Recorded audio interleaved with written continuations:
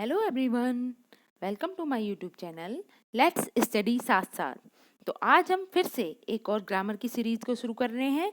ठीक है, इससे पहले अगर ग्रामर सीरीज़ में जो ग्रामर स्पेशल सीरीज़ मैंने चालू कर रखी है, इसमें जितने भी प्रैक्टिस सेट हुए हैं, जिसने उन्हें नहीं देखा है तो वो इसी चैनल पर जाकर उन्हें देख सकता है। तो आज की वीडियो हम शुरू करते हैं। इसमें भी ग्रामर के काफ़ी सारे मोस्ट इम्पॉर्टेंट कॉन्सेप्ट हैं जिन्हें हम समझने वाले हैं। ओके, तो first question is what is used after words or sentence which express any emotion या फिर wish।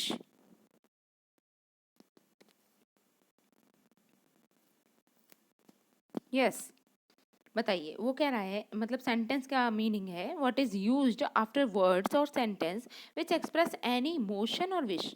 देखिए, कोई ऐसा सेंटेंस जिसमें किसी मोशन के बारे में यानी कि इमोशन के बारे में या विश इच्छा के बारे में बताया जाता है, तो उसके लास्ट में हम कौन सा सिंबल यूज करते हैं? Question mark, full stop, mark of exclamation या फिर hyphen. What is the correct answer? Yes, इसका करेक्ट आंसर है mark of exclamation. Okay, next is find out the correctly punctuated version of the following passage. देखिए, नीचे passage नहीं, एक sentence दिया है, अब इसका करेक्टली पंक्चुएटेड फॉर्म बतानी है। तो देख लेते हैं। When I said that college was closed, he said why and for how many days. Next है, when I said that college was closed, comma, he said comma, inverted comma start हो रहा है, why and for how many days, inverted comma close. Next is when I said that college was closed, he said why and for how many days। बताइए कौन सा वाला punctuation correct है, कौन से सेंटेंस में करेक्टली पंचुएटेड किया गया है?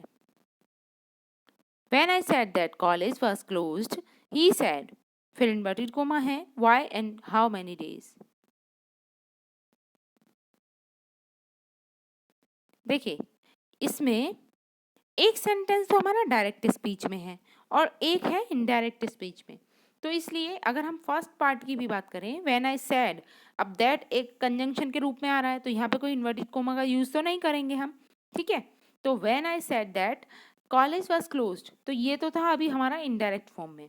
अब नेक्स्ट कह रहा है ही सेड, अब ये डायरेक्ट फॉर्म में है, why and for how many days.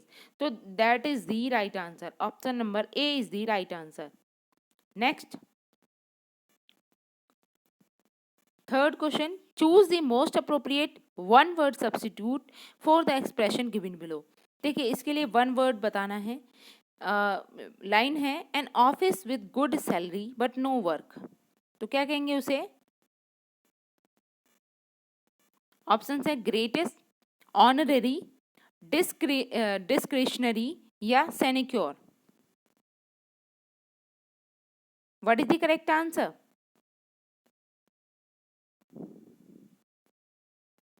Yes, the right answer is sinecure job. कहते हैं ना, सैनिक्योर जॉब वो जॉब होती है जिसमें मतलब काम तो मेहनत तो ज़्यादा ना हो और पैसा ज़्यादा हो। ठीक है, next is question number 4, choose the correct transformation of the following sentence from complex to simple. देखिए, यहाँ पर एक सेंटेंस दिया है जो अभी कॉम्प्लेक्स फॉर्मेशन में है। ठीक है, और उसको हमें वापस से सिंपल फॉर्मेशन में चेंज करना है। सेंटेंस है, I fail to read unless I wear specs, sorry यहाँ पे स्पेक्ट्स होना चाहिए, SPACTS, स्पेक्ट्स लिख लीजिए। ठीक है, I fail to read unless I wear specs. Next, अब देख लीजिए इसमें क्या आना चाहिए, मतलब जब हम इसे सिंपल फॉर्मेशन में पहुंचाएंगे तब क्या लगेगा। जैसे यहाँ पे अनलेस है, अनलेस एक कंजंक्शन होता है। अगर एक कंजंक्शन दो सेंटेंसेस को जोड़ता है, दो सेंटेंसेस इनफैक्ट दो क्लोजेस को, जिनमें से एक प्रिंसिपल क्लोज हो और दूसरी सबऑर्डिनेट क्लोज हो, तो उसे हम क्या कहते हैं? उसे हम कॉम्प्लेक्स सेंटेंस की डेफिनेशन मानते हैं। ठीक है, लेकिन अगर कंपाउंड सेंटेंस है तो उसमें क्या होगा? दोनों प्रिंसिपल क्लोजेज होंगी। अब नेक्स्ट हम बात कर रहे हैं सिंपल सेंटेंस की। तो सिंपल सेंटेंस में एक ही क्लोज में पूरी बात कह दी गई होगी। ठीक है, अब देख लेते हैं कौन सा सेंटेंस होगा। I fail to read unless I wear specs. तो क्या बनेगा, I fail to read without specs. और नेक्स्ट है I fail to read when I do not wear specs. तो यहाँ सब जगह आपको स्पेक्ट्स ही मानना है, ठीक है। नेक्स्ट है I fail to read if I wear specs, this sentence can not be transformed. तो बताइए कौन सा है इसका राइट आंसर। तो देखिए अगर हमें एक ही क्लॉज में बिना किसी कंजंक्शन के या बिना किसी सेकेंडरी क्लॉज के बात को कहना है जिसमें मीनिंग चेंज ना हो, तो वो right answer option number A ही है, I fail to read without specs, ठीक है। Next is question number 5, change simple to complex. तो यहाँ पर हमें एक सेंटेंस को सिंपल से वापस कॉम्प्लेक्स में चेंज करना है। सेंटेंस है in the absence of the cat, comma the mice will have a holiday. अब बताइए इसे जब हम कॉम्प्लेक्स में चेंज करेंगे तो इसमें डेफिनेटली कोई ना कोई कंजंक्शन का यूज भी होगा बीच में, ठीक है। और कंजंक्शन ऐसा होगा जो एक प्रिंसिपल और एक डिपेंडेंट यानी कि सबऑर्डिनेट क्लोज को जोड़ रहा होगा। सेंटेंस है in absence of the cat the mice will enjoy. Next है the cat is not present, now the mice will have a holiday. Next है the cat is absent, hence the mice will have a holiday. When the cat is away, the mice will have a holiday. What is the correct answer? Yes, the correct answer is option number D. देखिए when as a conjunction use हुआ है, when the cat is away, the mice will have a holiday. Okay. Next question number 6 is plural of data. बताइए data का plural क्या होगा। Very easy question है, बताइए options हैं datum, datas, dataes, date. What is the correct answer. Yes, the plural of data is datum, option number A is the right answer. Okay, जैसे propaganda कहीं पे मिल जाए आपको वर्ड, तो प्रोपोगेंडा का क्या बनेगा, plural propagandum. Okay, next is the plural of erratum. Erratum का प्लूरल बताना है, ऑप्शन है इरेटा, इरेटमस, इरेटमस या IRATA. What is the correct answer.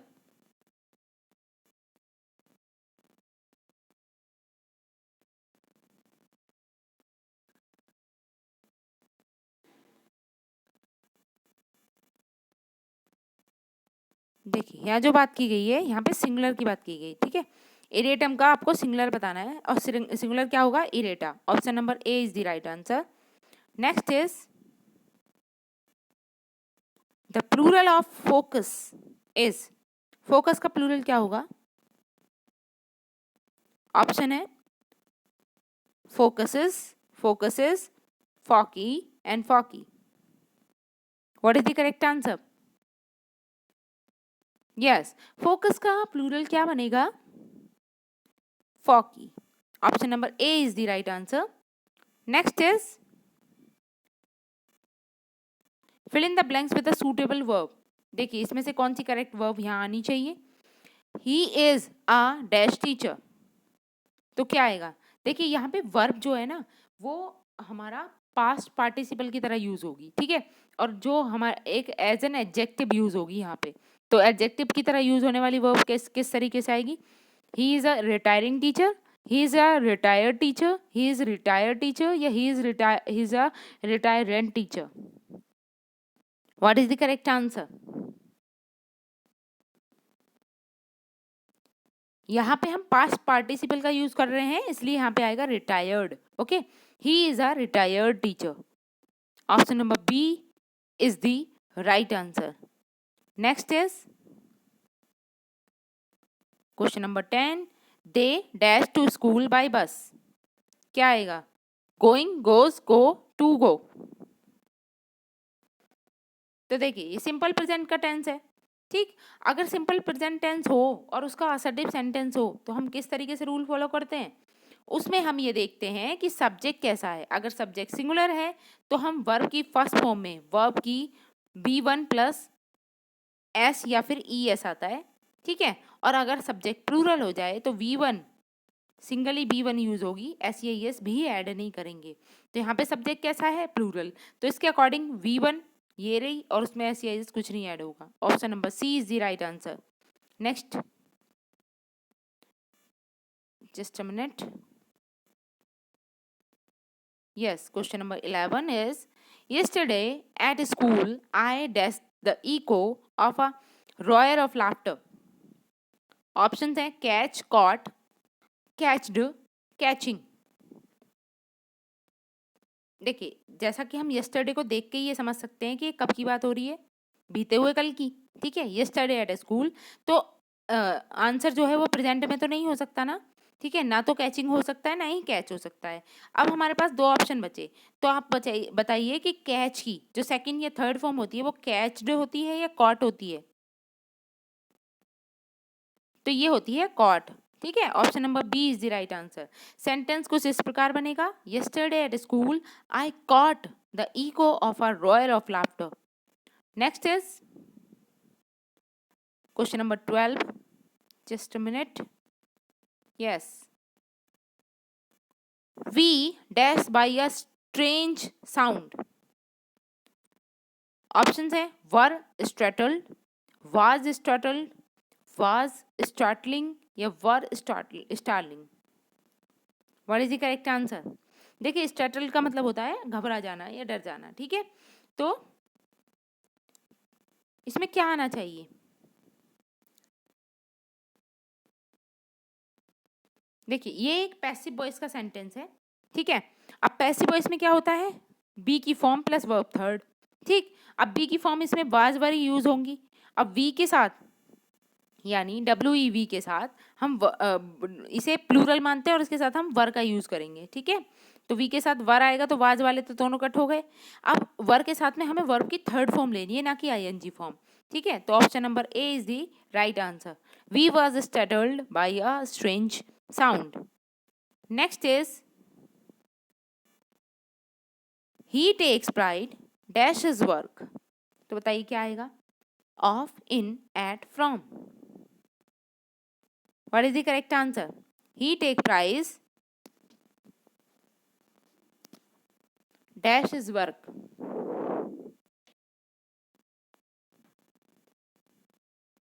Yes, यहाँ पे राइट आंसर है इन. He takes pride in his work. Okay.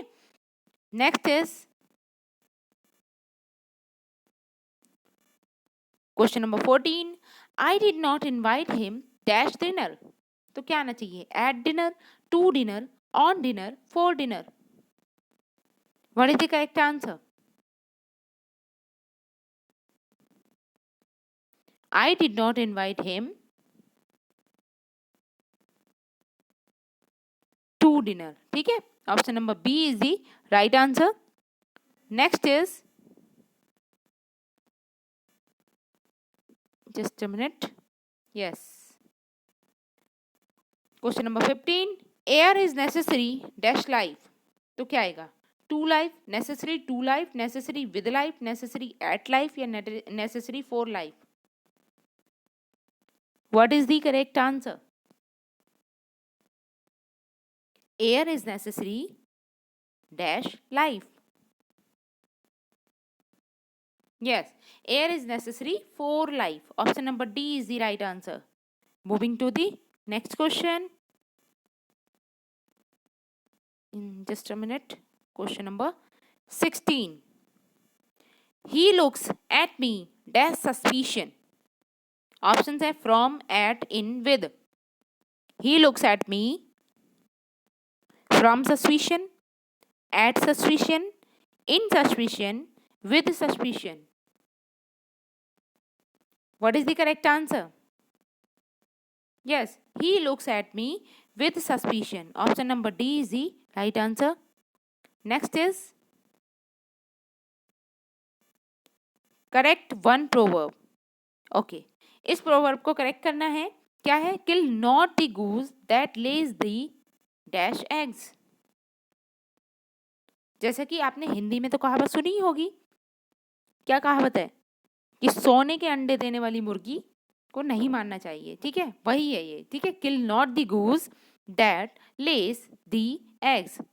कैसे लेग्स, कैसे eggs, silver, bronze, golden, iron. तो प्रोवर्ब क्या है, गोल्डन. ठीक है, option number C is the right answer. Next is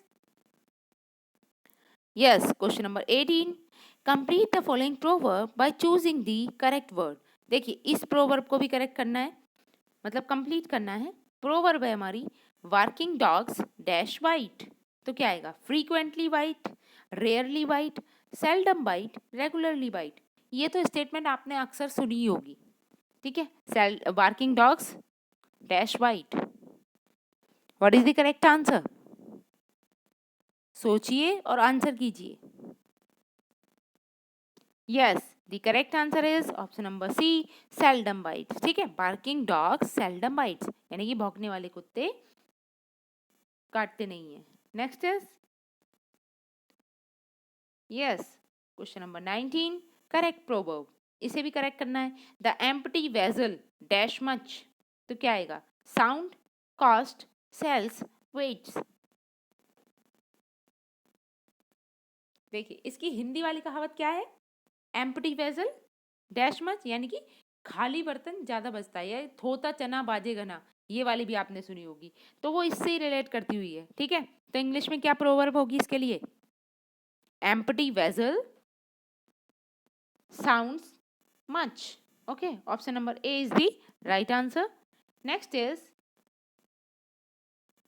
question number 20, fill in the blanks with suitable word. As you dash so shall you reap, तो क्या आना चाहिए? fill, empty, show या फिर take? what is the correct answer? देखिए reap का मतलब क्या होता है? फसल काटना। ठीक है, जैसा बोगे वैसा काटोगे, ये वो वाली प्रोवर्ब है। तो as you sow shall you reap, तो क्या आना चाहिए यहाँ पे? यस, यहाँ आएगा शो मतलब बोना। ठीक है, बीज बोना, जैसा बीज लगाओगे वैसा ही फल मिलेगा, वो वाला वो कहावत है ये। As you sow shall you reap. Next is question number 21, fill in the blank with suitable word. देखिए यहाँ पे भी ब्लैंक को फिल करना है। A stitch in time saves. Option है 1, 2, 9, 11।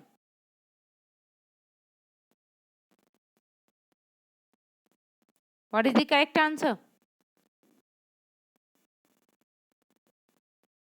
Yes, a stitch in time save 9। Okay, option number C is the right answer. This is also a proverb. Okay, next is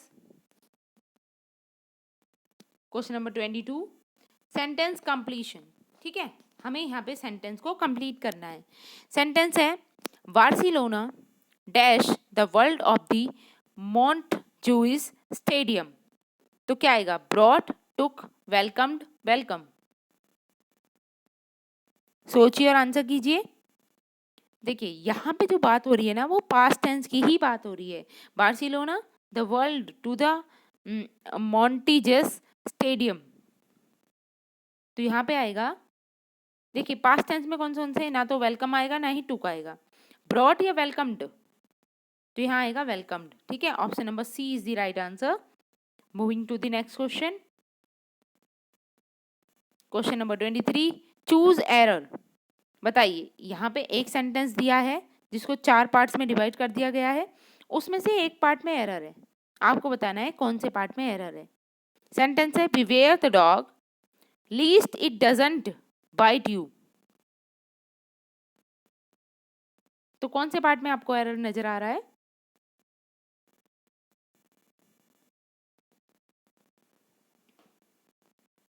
yes, देखिए अगर least आता है कहीं भी तो लीस्ट के साथ शुड का पेयर बनता है, ना कि डज नॉट का। ठीक है, तो इसमें जो एरर है वो पार्ट बी में ही है। ठीक, next is 24, which of the following sentence is not in passive voice. देखिए आपको पैसिव वॉइस की पहचान आनी चाहिए, तभी आप इसे सॉल्व कर सकते हैं। तो पैसिव वॉइस की पहचान क्या होती है? कोई भी बी की फॉर्म प्लस वर्ब की थर्ड फॉर्म। ठीक है, ये पैसिव वॉइस की पहचान है। तो इसमें से आपको ये बताना है कि कौन सा सेंटेंस पैसिव वॉइस में नहीं है। जैसा कि हम फर्स्ट सेंटेंस देखें, I can be done by you, sorry it can be done by you, तो बी के साथ डन। ठीक है, बी की फॉर्म प्लस वर्ब थर्ड, तो ये तो करेक्ट है, पैसिव वॉइस है। नेक्स्ट देखें, good marks will be got bye them. तो यहाँ भी देखिए वर्ब की थर्ड फॉर्म है गॉट और विल के साथ बी की फॉर्म प्लस गॉट हो गया, तो ये भी पैसिव वॉइस में है। Next, she might raise this objection, और नेक्स्ट है the door may be open by him. तो देखिए ये भी मे बी के साथ ओपन वर्ब की थर्ड फॉर्म, ये भी पैसिव वॉइस में है। सिर्फ एक ऐसा सेंटेंस है जो पैसिव वॉइस में नहीं है, वो है ऑप्शन नंबर सी। ठीक है, option number C is the right answer. Moving to the next question. Yes, question number 25। His answer, देखिए यहाँ भी एरर फाइंड ही करना है। His answer was such which I expected no error. कौन से पार्ट में एरर है इसकी? His answer was such which I expected.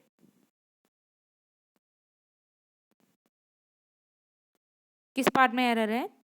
Yes, इसके पार्ट सी में ही एरर है। देखिए विच आई एक्सपेक्टेड, यहाँ पे एरर है। ठीक, option number C is the right answer. Next is a rose smells sweet. अब इसको पैसिव वॉइस में चेंज करना है, तो क्या बनेगा इसका passive voice? A rose is sweet when it is smelled. Next है a rose is sweet while smelling. A rose is sweet on being smelled, या smell of a rose is being sweet.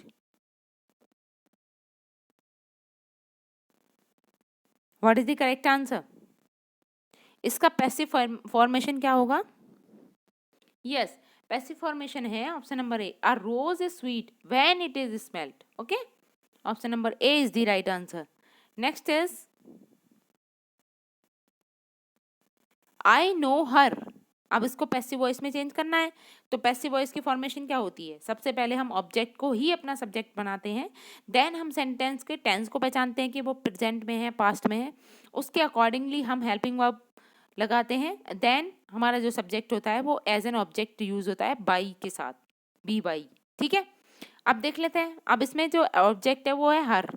अब हर को हम as a subject ले जाएंगे तो she बनेगा। ठीक है, जो चारों ऑप्शंस में है। ठीक, नेक्स्ट अगर देखें तो नो आ रहा है, आई नो, यानी कि प्रेजेंट इंडेफिनिट टेंस ही है, और प्रेजेंट इंडेफिनिट टेंस का भी असर्टिव फॉर्मेशन। ठीक है, अब प्रेजेंट इंडेफिनिट टेंस में क्या करते हैं हम? जब एक्टिव से पैसिव चेंज करते हैं तो उसमें helping verb is are am का यूज करते हैं। ठीक है, अब सब्जेक्ट सिंगुलर है तो उसके साथ तो हम इजी लगाने वाले हैं। ठीक, नेक्स्ट है अब वर्ब की थर्ड फॉर्म आनी चाहिए। वर्ब की फर्स्ट फॉर्म है यहाँ पे, तो वर्ब की थर्ड फॉर्म हो जाएगी डन। ठीक है, नेक्स्ट नन, और उसके बाद क्या आना चाहिए? To me. ठीक है, आई नो हर का क्या बन जाएगा? She is none to me. ठीक है, option number A is the right answer. Next is question number 28। The teacher made me stand, passive voice. क्या बनेगी इसकी? देखिए मी को ही हम एज अ सब्जेक्ट ले लेंगे, आई की तरह यूज हो जाएगा आई। ठीक है, उसके बाद मेड यानी कि पास्ट इंडेफिनिट टेंस था। पास्ट इंडेफिनिट टेंस को जब प्रेजेंट में चेंज करोगे, सॉरी पैसिव में चेंज करेंगे, तो हम वहां पे हेल्पिंग वर्ब वाज वर्ब का यूज करेंगे। ठीक है, तो इसके साथ भी helping verb was verb use होनी चाहिए। तो कौन सा वाला सेंटेंस करेक्ट होगा यहाँ पे पैसिव वॉइस? आई वाज, तो इसमें द टीचर वाज या आई वाज मेड, इसे देख लेते हैं अभी। आई वाज, उसके बाद वर्ब की सेकंड थर्ड फॉर्म आनी है मेड, सही है। उसके बाद क्या है? Stand by the teacher. What is the correct answer? सोचिए और आंसर कीजिए। Yes, the correct answer is option number D, I was made to stand by the teacher. Next is 29। Miss spell word बताना है इसमें से। Supplementary है, सरफिट है, separate है, या सर्जरी है? Which is the miss spell word?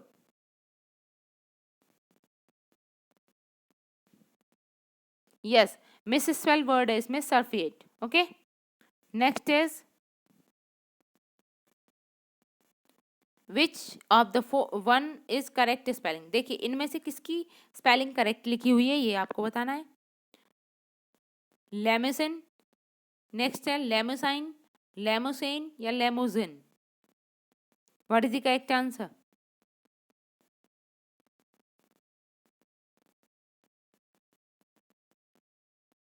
किसकी स्पेलिंग करेक्ट है इसमें से? तो करेक्ट स्पेलिंग है यही, लेमेसाइन, ठीक है, LIMOUSINE। Okay, this is the correct spell. Okay, then okay, तो आज के लिए मेरे पास इतने ही क्वेश्चंस थे। आई होप मेरी ये वीडियो आपको अच्छी लगी होगी, और अगर मेरी वीडियो आपको अच्छी लगी है तो आपको क्या करना है, आपको शेयर करना है, ज़्यादा से ज़्यादा लोगों तक इसे पहुंचाना है, लाइक करना है और चैनल को सब्सक्राइब करके रखना है। जैसा कि मैं पहले ही बता चुकी हूँ, मैंने कल ही आपको GIC लेक्चरर का जो प्रीवियस ईयर पेपर हुआ है 2021 में, उसकी PDF प्रोवाइड की है। साथ ही उसका वीडियो में एक बेहतर तरीके से डिस्क्रिप्शन दिया है, उसे आप देख सकते हैं, और काफ़ी अच्छे तरीके से मैंने उसे एनालाइज करा है। और नेक्स्ट अब हम इसका पार्ट टू भी बनाएंगे, जिसमें हम जो उसका GS वाला पोर्शन है उसको कवर करने वाले हैं। ठीक है, तो बने रहिए मेरे चैनल के साथ, और साथ के साथ ही आपको क्या करना है, आपको ज़्यादा से ज़्यादा लाइक करना है और सब्सक्राइब करके रखना है चैनल को, जिससे कि सारे नोटिफिकेशंस आप तक पहुँच सकें। ठीक है, तब तक के लिए thanks for watching, keep learning.